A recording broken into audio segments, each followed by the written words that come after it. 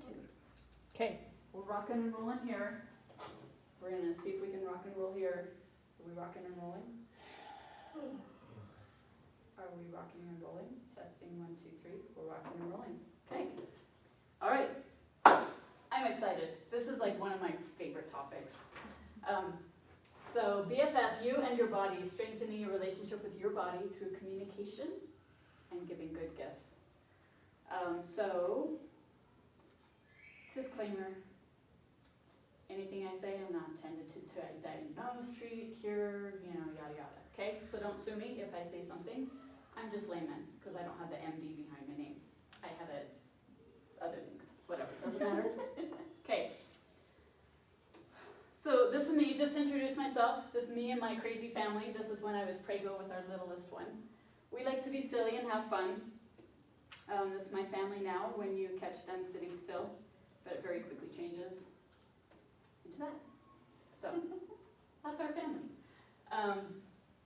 Anyway, 7 kids, we're from Utah, but I want to share with you my story, how I came into understanding the body, learning a lot more about the body. When my 5th oldest was born, this little guy right here, when he was a brand new baby, my body broke down into a really massive autoimmune issue flare-up. And after I started losing my hearing, before he was born, after birth, I never got back up out of bed. For 3 months I was in bed and had to care for my brand new baby. And then my husband had to go back to work, and this guy at 8 years old, which is actually his age now, had to take care of my brand new baby. So I couldn't move. If I had to go to the bathroom, I would get on my hands and knees and crawl. All of my joints, ligaments, tendons, connective tissues were all very painful and seized up, almost to the point of paralyzed. And my hearing was such that even just normal talking, my ears would hurt. Like there was just so much pain. And so I'd have to walk around the house with earplugs in. Went to the doctor, and we tried steroids for a little bit, and it improved my hearing just a little bit, and they wanted to do an MRI. And for me, the spirit said, don't do the MRI. And so I didn't. And as I talked to God about it a little bit later, I learned that, the diagnosis that they would come up with, it would be a label that would follow me my whole life. And that God didn't want me to have a label. And so I chose not to do that, and there's one particular night where I was on my knees, crying in the middle of the night, super painful, couldn't take care of my family, my husband was stressed to the max, my kids were all ornery because mom wasn't available to them, and I just let everything out. And when I did, I kind of felt like God was saying, you're okay, let it out. And I was mad at God, and so I let it out, and I got mad at God, and eventually I calmed down, and as I calmed down, I felt his beautiful arms around me. And he said, if you'll trust me, I'll take you on a journey of healing.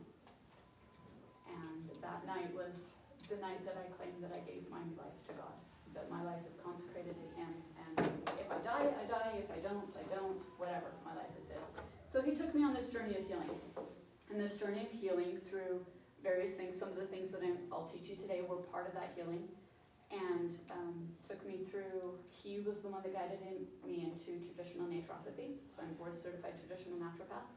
He then after that took me into iridology, so I'm a comprehensive certified iridologist as well, and took me into mentoring and a whole slew of things that I'm still continuing to progress and grow.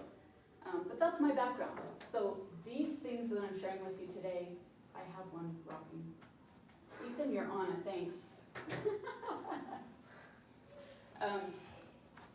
This is my journey, and these are things that have helped me, and as I've come into the gifts that God has taught me, he's increased my understanding on why, because before I didn't understand the why, but now I do know the why. So that's what I want to share with you today. So the perfect friend, when we think about the perfect friend, think about your BFF. What is that person like? Call out some adjectives. Loving. Encourage. See, there's my hearing again. What did you say? Patient. Okay. Friend, the one one who doesn't tell you what you want to hear, but tells you what you need to hear, right? Because I laugh a little harder, cry a little less, and smile a little more.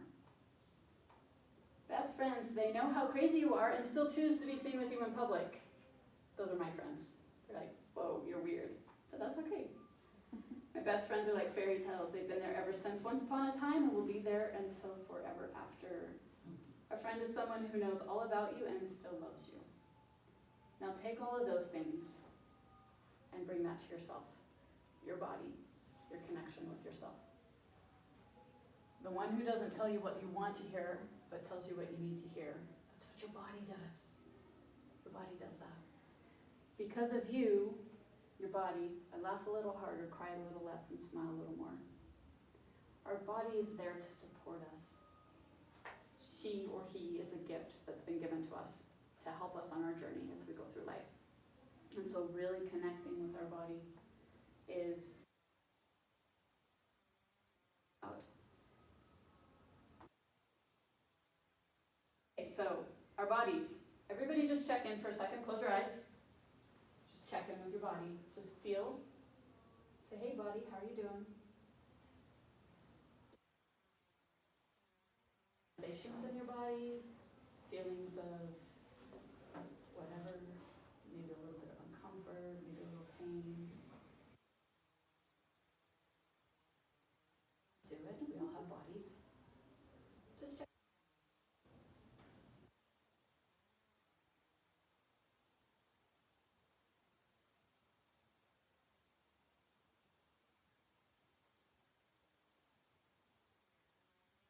And open your eyes. As we go through this class, keep that connection with your body and just pay attention. Be aware of what's going on in your body and what your body's telling you.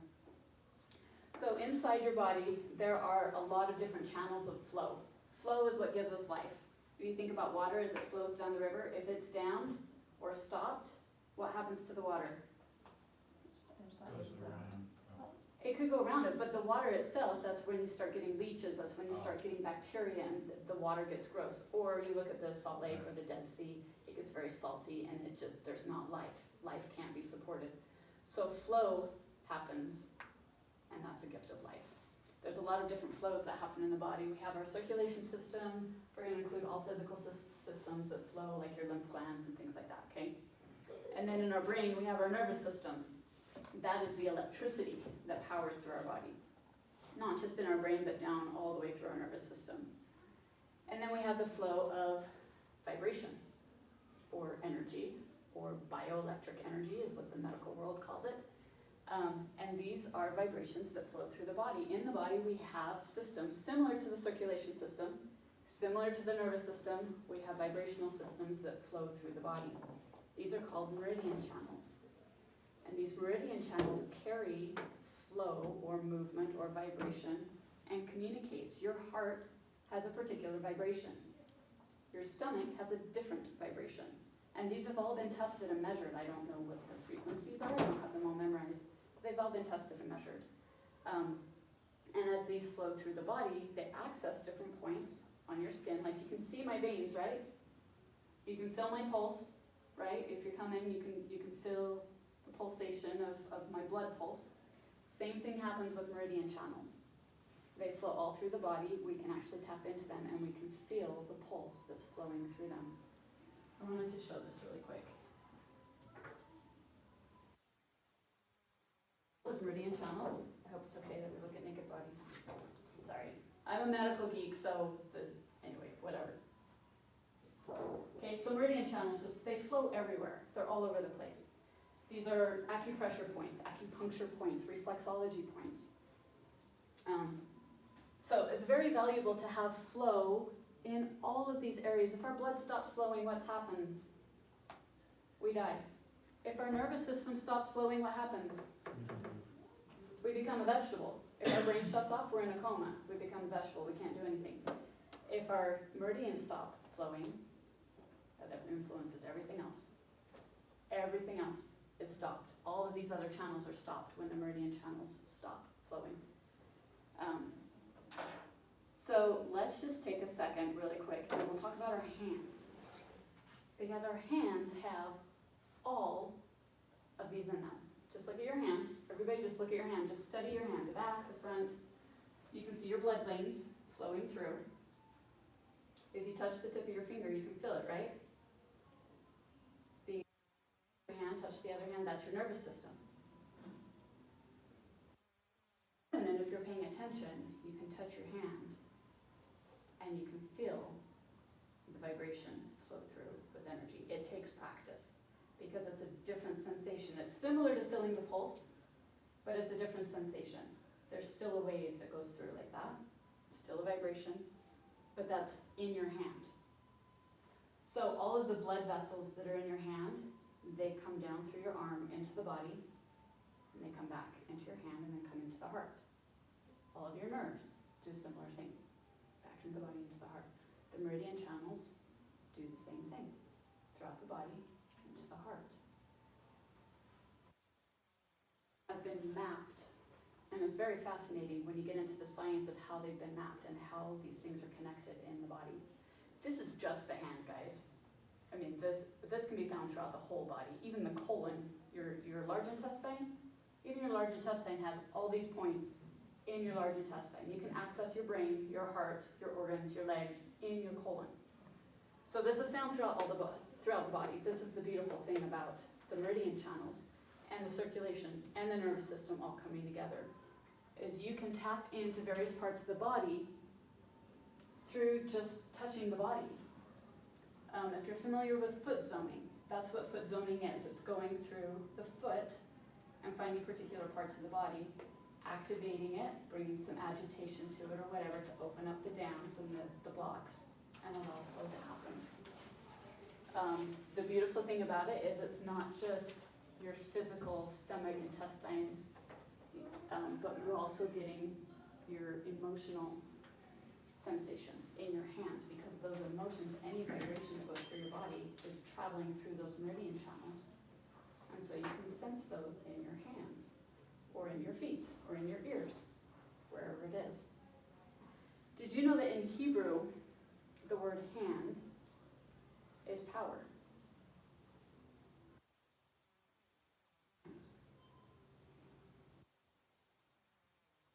It's like this, I can feel, again, I'm in tune with it, but I can feel the energy of the room. Just from your bodies coming out and hitting my hands. Not that it's interpretive, but I can just feel it. Yes. I know I'm traveling through this really fast. Got one? Yeah. What is it, how can you describe the sensation and what it feels like if you could feel the vibration? Or to a pulse. When you feel the pulse and you feel the up and down the wave, it feels very similar to that. There's a little bit, it's a lot more refined, subtle, thank you. I was like, what is that word? A lot more subtle. Will you feel on the tip where it's touching, or you feel it coming through your finger? You can feel it at the connection point. At the connection point. Sometimes I feel it just in the tip of my finger and I don't necessarily feel it on the surface of my skin. Again, it's just more practice of becoming in tune with that sensation. It's like, you know how I mentioned my hearing is going bad? It's like being able to block out the sound of the lights and the sound of the whistles going off out there and, you know, all the other sounds, and tuning into somebody's voice and really refining and tuning in to hear what they're saying.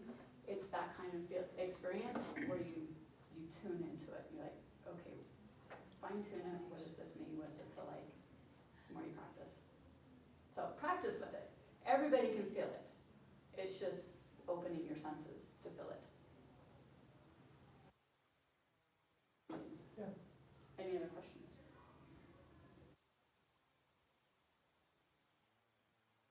So how do you train yourself, or how do you practice to Interesting. get to that point? So just before you asked that, I had a thing come into mind. Okay, everybody take your hands.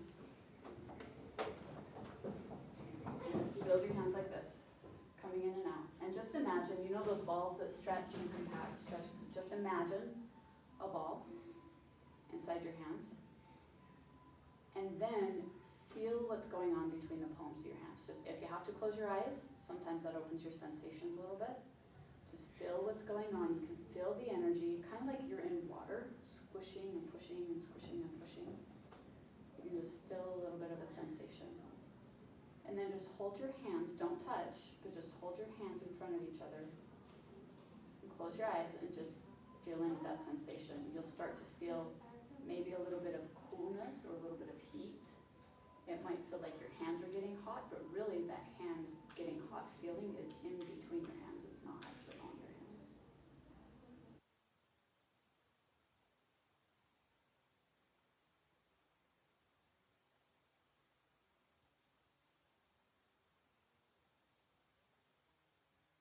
Hard time feeling it, go ahead and move your hands back and forth. Again, what you're doing is just you're taking that vibration that's in between your hands and you're just working it and mixing it up so that it amplifies, it gets louder, so that you can feel it a little bit more.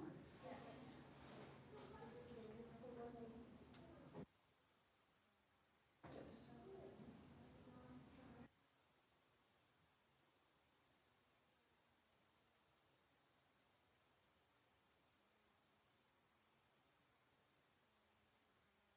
Walked into a room and you immediately know that the person that is in that room is ornery. That's the vibration, that's the meridian channels. Their energy is coming, because your body actually extends, I wasn't going to talk about this, but your body actually extends out 6 feet beyond you. You have an energy field around you where your vibrations go out. So if you cross into somebody's bubble, you're going to feel their stuff, they're going to feel your stuff, even though it might not be conscious. But you're going to come in and say, you're ornery. I'm going to back up. Why do we back up? Because we're getting out of their energy field so that we're not feeling that orneriness. Sometimes they can be so ornery, you can feel it beyond 6 feet. That's true, and it depends on who you're connected to as well. You're right, that is true. Bracken, do you have another question to add on to that?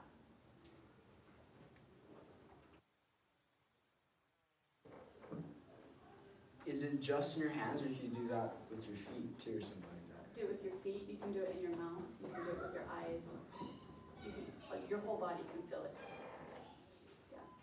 Along the spine, a lot of people work along the spine because that's where all the meridian channels run right along the spine on both sides of the spine. And so you can feel those sensations very strongly along the spine. But any part of the body you can feel it. You can put your arm up to your shoulder. You could either touch it or stay off of it, and you can still feel that vibration. That's a lot of the work that I do, is just touching the body and feeling the pulsation. And once I feel that start to flow, then I know that it's moving again and healing more. So just practice. Practice. If you have a pain, guys, when you get hurt, what's the first thing you do? Cover it. Rub it. Ow! Why? Because our hands have power, and they're going to go down there and they're going to help the pain sensations heal. That's why we do that. It's instinct.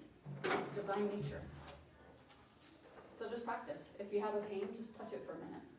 And as you hold it longer and longer, you'll start to notice and you'll start to tune in to that sensation feeling and feel that flow. So practice it. So before you move on, as you were saying that, do you think that's maybe why mothers are more connected to their children in that way, because their bodies were actually made in your body, so you sense more, like... Yeah, there's a level to that, but a mother's connection to their baby actually is an energetic connection through the umbilical cord. Yeah, but do you think even after that's cut, like that continues? So like, as you were saying that, I was just thinking, oh, it's so funny because I can tell when something's wrong, like with my child, but my husband's like, no. And he's like, no, there's nothing wrong. We're like, no, there's something wrong. So you still have an umbilical attachment. Yeah. I can look at Jared, and if I weren't presenting and I could tap in, if there was something that he wanted to share and had his agency to share with me, I could feel it because there's still an energetic attachment, mother to son. Children still have it with their fathers, if fathers are in tune, but it's Yeah, not but it's not the as umbilical strong. cord. Yeah, yeah. And there comes a point where mothers kind of have to cut that off and Yeah. let that go and let God take over their lives. But yes, there is an intuition with that, definitely.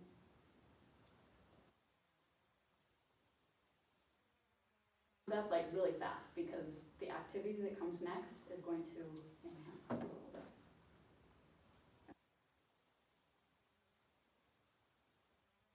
Paper. There's papers up here. You're gonna need 2 papers and a writing utensil, and I have some writing utensils. Yes, please. So, the first page.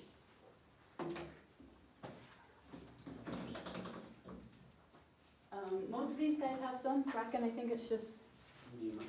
you guys over here. Here's a writing utensil. Ooh, Jared's going pink today, huh? Woo! Just grab one. You want a different color or do you want pink? Can I use one of yours? Mine is Absolutely. exploding. I don't know, just toss it in. Thank you. Okay. All right, everybody's ready? Okay, put it on a hard surface. Now follow these instructions with exactness, okay? What you're going to do, don't do it yet, but what you're going to do is you're going to take your hand up in the air and you're going to place it, don't do it yet, place it on your paper. As soon as your hand hits your paper, freeze. Do not move, because you're going to want to self-adjust. Don't self-adjust, okay? You're going to put your hand on your paper and freeze. As soon as you have that frozen, you're going to take your pen, just like a little preschooler, and draw around your hand, okay? You can do it to both hands. Try first with the right, however, do both hands, okay? So hand up in the air. Same paper, both hands. Yeah, you can flip it over, and then put your hand straight down. Don't move your hand once it's down. Don't self-adjust. Jim, we've got pages. Over.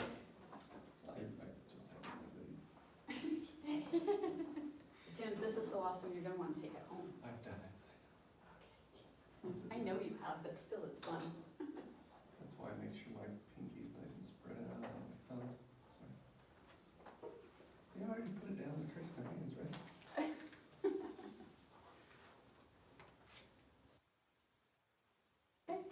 Oh, you're okay. Non-dominant hand. The other hand, the non-dominant hand is tricky, because Oh, we're doing it to both? do it to both hands. Flip your page over and do it to the other hand.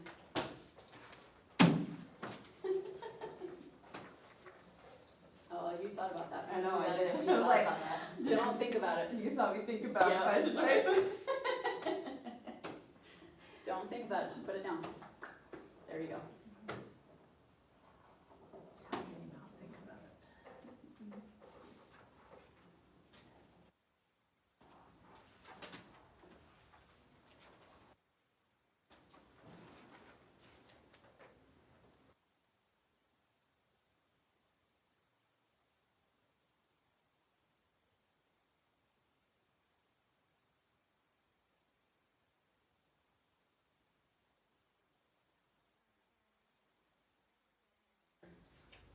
Are they all holding the same position?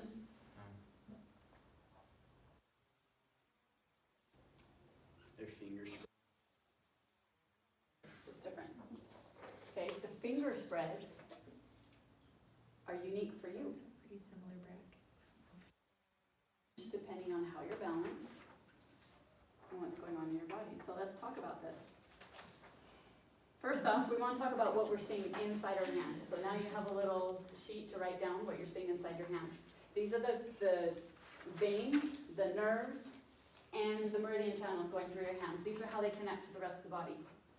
So in the thumb, this is where we're going to find our stomach and our spleen. It's the energy. Any energy that flows through your thumb is going to connect to the stomach and the spleen. This is where we're going to experience worry and our willpower. This is going to be our kidney and our bladder. This is where we're going to experience fear or feel fear. This is where fear travels through. And so if we're feeling fear, I'm going to teach you some ways to help with that by using your index fingers. And your index finger represents your self-esteem. So if you have a cut on your finger or a bruise or a hangnail, you can look at your finger and say, ooh, that one's self-esteem. So what's going on with my self-esteem? And you can ponder on that and do some self-analysis, and that can bring balance back. Say, ooh, my finger knuckle hurts. Is that a kidney thing? Oh yeah, I drank too much soda last night and my kidneys are killing me. I'll drink some water to flush them out. Okay, third one is responsibility. Anger and rage. Anger, when people are angry, they use that finger. Sad, but whatever. Liver and gallbladder. So you can also notice, like if you're just sitting on your lap and you tend to be fiddling with one particular finger, notice that. Why am I fiddling with that finger? Okay, your ring finger is your relationships. Grief and sadness, your lungs and your large intestines. Where's your health?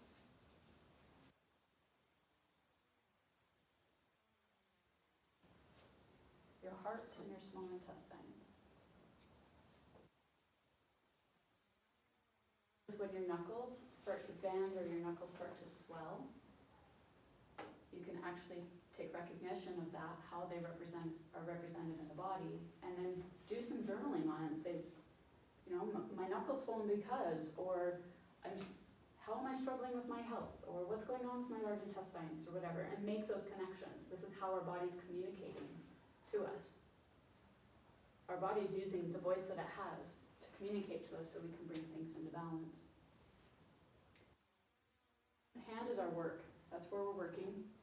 That's your harmony and trust, your diaphragm, your umbilicus, and right there in the center is your solar plexus, which is right here. That's where your nervous system just spreads out and goes crazy after coming down the spinal cord. Your solar plexus is your power, the power that you have inside of you. And so right there in the center, that's a power source. Ability. A lot of times we attribute carpal tunnel syndrome to playing the piano too much. Is it really? Or are we just not being flexible? Something to consider. Everybody's different, and so those issues that arise are going to show up differently. And so honor those differences.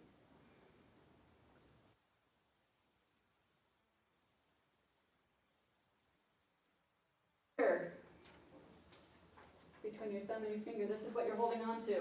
This is your willingness. The left hand is your willingness to obey. The right hand is what you're holding on to, what you're trying to maintain. Willingness to learn, willingness to expand. Sometimes, if you want to wait for a picture until the end of the slide, you'll have All of them. Okay, because it's All all gonna squeeze on there, Yeah. okay. And hopefully I'll remember to tell you. I mean, you're welcome to, but I'll it just, remember. there you go. So just recognize that. In fact, I hope it's okay that I say this. My husband the other day had twitches in his thumb right here. And his hand, this muscle right here through his thumb was just twitching like crazy. And he had me hold it for a second. And as I was feeling it, it was amazing how hard that muscle was twitching. And so I was trying to work with it a little bit, and I couldn't work with it. And so as I'm holding it for him, then I finally felt the energy of it and intuition, and really I praise God for it. There's something you're holding on to really tight that you're not letting go of, and God needs you to let go of it. And you're holding so tight that your hand is twitching. You're holding it that tight. And so as he tapped into that and prayed to God and did his thing, that resolved. He was able to talk to Christ about that and release whatever it was. And he kept going like this in his prayer as I'm sitting there. He's praying, and he kept going like this, like, I want to let go of it. What is it? I want to let go of it. And then that released, and the twitching stopped. So there's so much to holding. Holding too tightly can be hard, can be overbearing. Not holding tight enough can be overbearing. So the balance in the middle is what we're looking for. Any questions on that one? Oh, there's so much cool stuff. Okay, so this is your leadership. You taking over and not letting somebody else lead. If it's not enough, sometimes we need to step up a little more. Independence, doing things by myself, sometimes that can be way exaggerated. This is my issue right here. I like a lot of independence. I like to do things my way. It gets me in trouble, but I like it.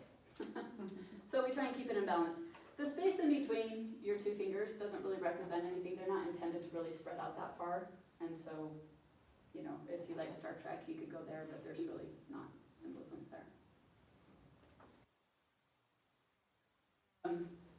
Just something to consider, both leadership and independence. If you have leadership and independence spacing right there, that shows artistic nature. Your left hand is what you've been doing, your right hand is what you're getting yourself into. So that can help in understanding which hand it's on. The back of the hand is the intimate side of your life. So something's showing up, it's an intimate relationship, whereas if it's on the other hand, it could be work or something else. Watch for holding, scratching, rubbing, picking, biting. Watch for any of that if you find yourself doing that, or as parents, if you're finding kids are sucking on their fingers or hands, just take notice of that, and then, you know, watch them, and that can give you indications of where they're feeling struggles, and you can help walk them through that.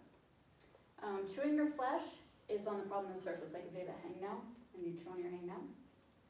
That's an emotional thing. That's a subconscious issue that you're biting off something that you don't like for yourself. If you're chewing your nails, that's a deep problem. And so you want to dig deep into where that imbalance is. So recognize, just something to recognize. And again, we look at this non-judgmental, right? Because we're all on our different journeys. We're all progressing at various levels. Can you tell me the right and left hand? There we go.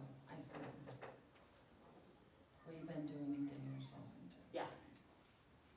So this is your future, left hand is your past, right hand is your masculine, your go, go, go, and left hand is your feminine energy, if that means anything to you.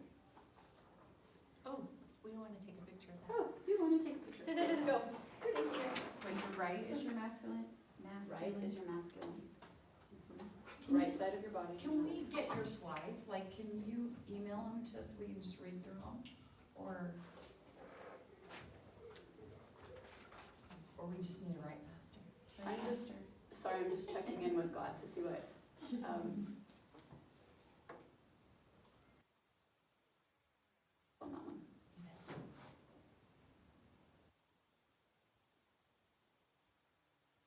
We haven't even done the other activity. If you're after me, you're just gonna have to go short. That's fine. Okay, are we ready to move on or not yet? Okay. Okay, so in our mind, we have two different levels, right? We've all seen this before. We have our conscious mind, which is what we're thinking about, we're aware of, and then we have our subconscious mind. So 5 to 15% is what comes out, what we express, what we're aware of. And then the rest, what we're not aware of, guess what? It goes down through those channels that we've already discussed, your circulation, your nervous system, and your meridian channels, goes down into your body. And that subconscious programming, or those subconscious whatevers that are in your body, show up in your body. And so that comes out through our expression. I'm sure we've heard this before, 7% of what we communicate is actual words. 55% of what we communicate is our body language, how we're standing, how we're sitting, what our body's doing, if we're holding our fingers, if we're scratching our ears. And 38% is through the tone of our voice, through the vibrations of our voice as we talk.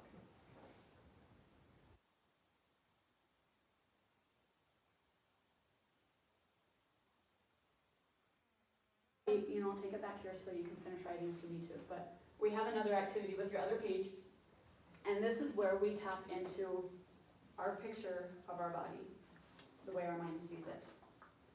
So what we're going to do is take your other page, you have 3 minutes, and you are drawing a picture of yourself. Don't care what it looks like, if you're artistic, if you're not, whatever. Sometimes we can fumble over our artistic abilities. You're drawing a picture of your body, you have 3 minutes, and that's it. Mark it, set, go.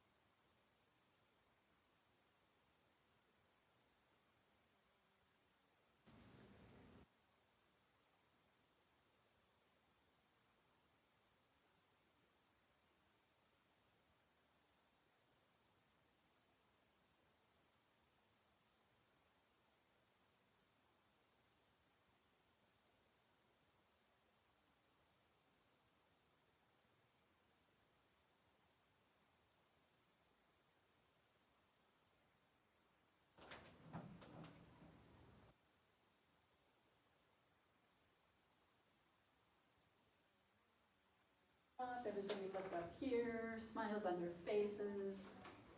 Okay, this is the fun part. What you just did was you took a screenshot of your self-image, what your brain sees, and you a couple things on this, and these are suggestions. If it feels right, grab it. If it doesn't feel right, throw it away. Totally fine, okay? So if everybody put your hand over your picture. If your hand is bigger than the image that you drew, the consciousness and abilities, you're aware of you're conscious of your abilities, and you're ready for more. You want to grow. If it's smaller than your hand, you have more to give and more potential. So just something to consider there. You have potential that's not being used. The internal conversations that happen in your brain are what changes the size. Conversations are you having with yourself all the time to shrink yourself or make yourself bigger? Eyes.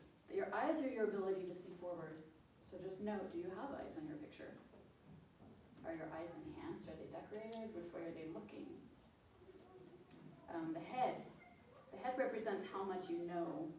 So if your head in proportion is bigger than your body, it's saying that you have big ideas.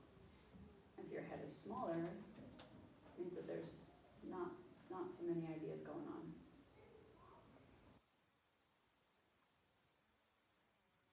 Teachable. If you don't have ears, you're tired of hearing something. Again, these are just suggestions, okay? If it feels right, grab a hold of it. If it doesn't feel right, say, I wonder what it really means for me, because we're all different, and we all see things differently. If your ears are open, they are looking for guidance. If they're small, it might be selective hearing or not being heard. Expression.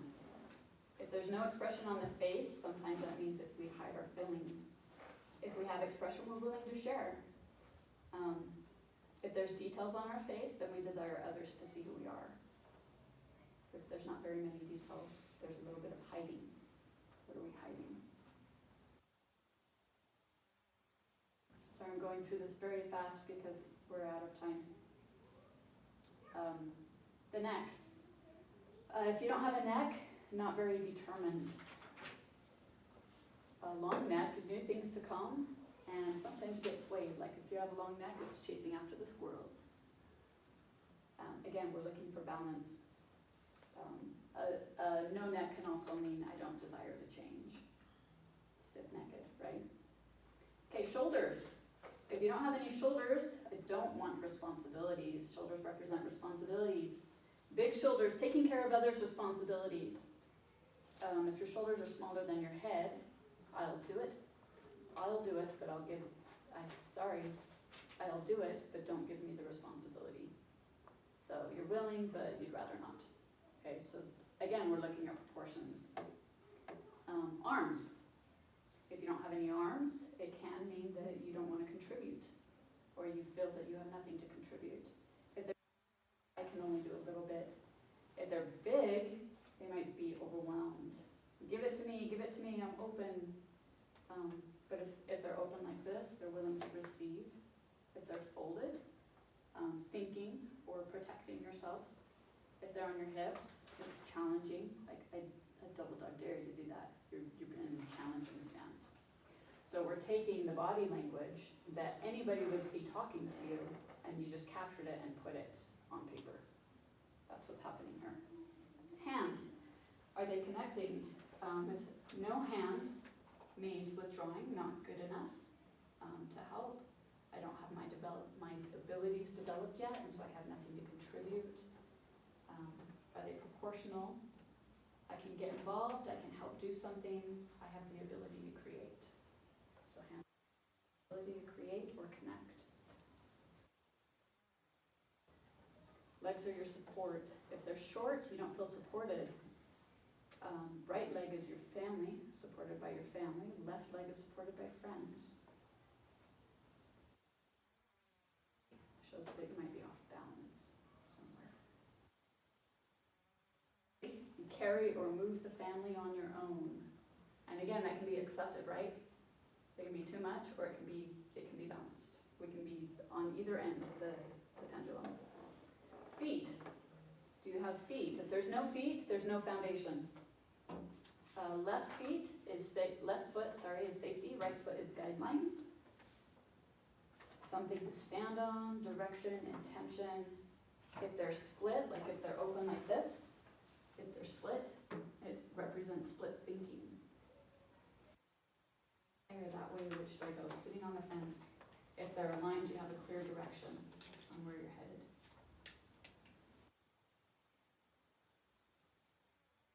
Oh, body. What if I just drew my face? What this represents is that there's things about your body that you might not like, or things about your brain. Your brain wants to get rid of your body. There's not a connection. There's a disconnection between you and your body, or a lack of communication between your body and your spirit. Accessories, clothing, jewelry, makeup, if you have colored in, shaded. Decorating or upgrading yourself. This can be adding to yourself. It can also be a level of hiding yourself by fluffy things. So you want to fix up your image with accessories. So it could go either way. So this is your intuition. What does this mean for you? Other objects in your picture can advertise your interests or draw focus away from your image. So again, it could be something you're super interested in, or it could be something, look at this instead of look at me. And then if there's anything on there that I haven't covered, or questions that you have, just consider the question, and you can even journal about this. This is a journal prompt that I do often. My blank is blank because my right knee is bent because my left hand is smaller than my right hand because. And when you put that because on a piece of paper, you're activating your brain to search through your subconscious and find the answer. If you allow that to come out without thinking about it, does that make sense? You don't want to think about it and analyze it. You just allow it to flow out. Your subconscious will communicate to you, and you'll be able to find those answers.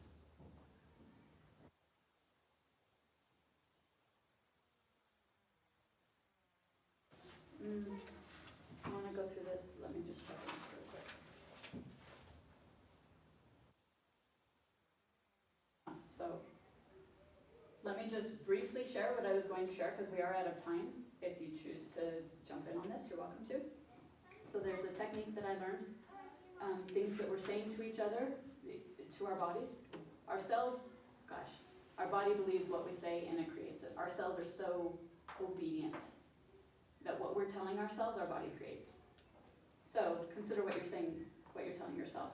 I have little pictures up here where you can write down words inside. I made this 10 years ago. And I put this on my wall. This has been up on my wall in my bedroom ever since.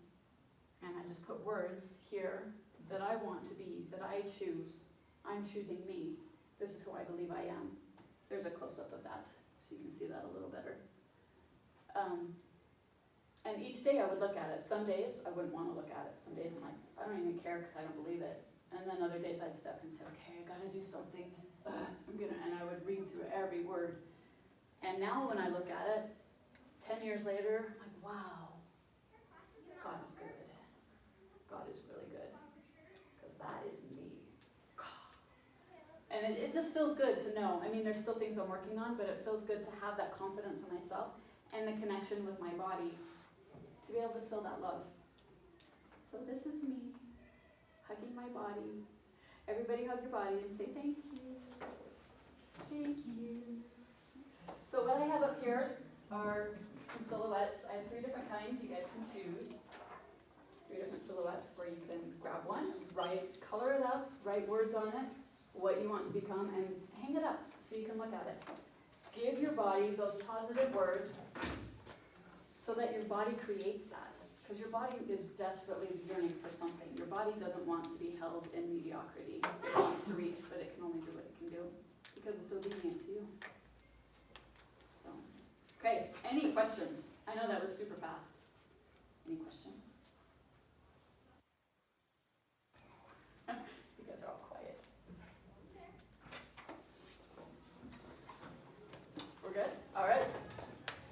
you are, okay, I'm just gonna show this. Write a letter to your body. I didn't get to this part. Dear body, dear me, write a letter to your body, and your body writes back. It's amazing. Amazing what your body can write back. So, you want that one. Anyway, okay, so I'm gonna conclude with that. Could talk on it. This is another 3-day presentation to be able to do all of this because it's so exciting. Anyway, okay, so we're done. Yay! Thank you. My body says thank you. Oh, good. And when you get home, give your body a great big hug and say, oh, I love you. And then share with all the other little bodies around you, Exactly, okay? exactly. Just being aware is half the battle. I mean, if you're noticing you're picking at something, journal about it. Just be aware of it.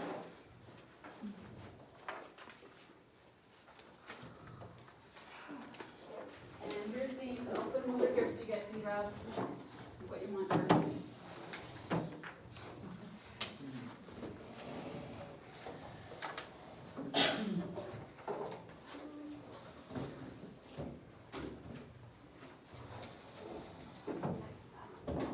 And thank you for being patient with me while I can't hear very well. Oh, no, it's fine. Yeah, that's, here's your pet back, thank you. Thank you so much. Do you know what James is? He's in here. Okay, if you want to learn about the eyes, I'm in classroom C, because we'll do something. I have to go to my mom's class. You get to go to your mom's class. Yeah, I missed one night. That's okay. That's a valuable place to be. Trying to work out.